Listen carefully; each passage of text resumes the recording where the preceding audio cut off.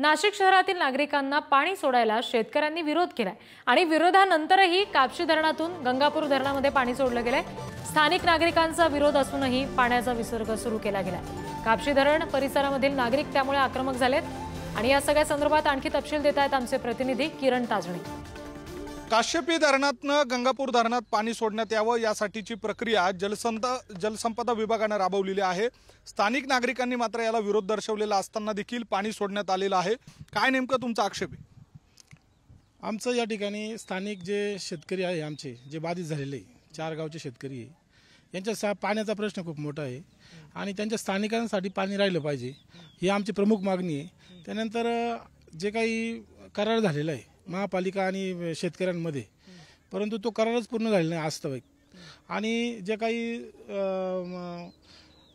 पुनर्वसन जे 2-3 गावं झाले आमचे, तिथं कुठेही सुविधा झाली नाही। हा एक मोठा प्रश्न आहे।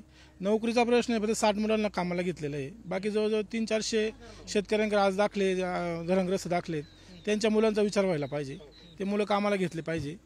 त्यानंतर आमच्या पिण्याच्या पाण्यासाठी काय होईना, आता हे शेवटचा मूळ साठा आहे, जवळजवळ 22% ते म्हणतात 22% पाणी आहे, परंतु ते कमी वाटतंय आम्हाला आणि आमच्या शेतकऱ्यांसाठी ते पाणी किंवा पिण्याच्या साठी ते पाणी राहिलं पाहिजे ही आमची प्रमुख मागणी।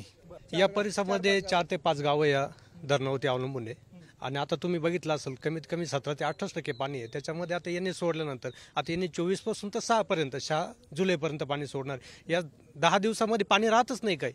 आता हा पाऊस तर आज महिना उलटलाय, अजून पाऊस पडलेला नाहीये, पुढे पडतो नाही पडत, मग त्याच्यानंतर आम्ही काय करायचं?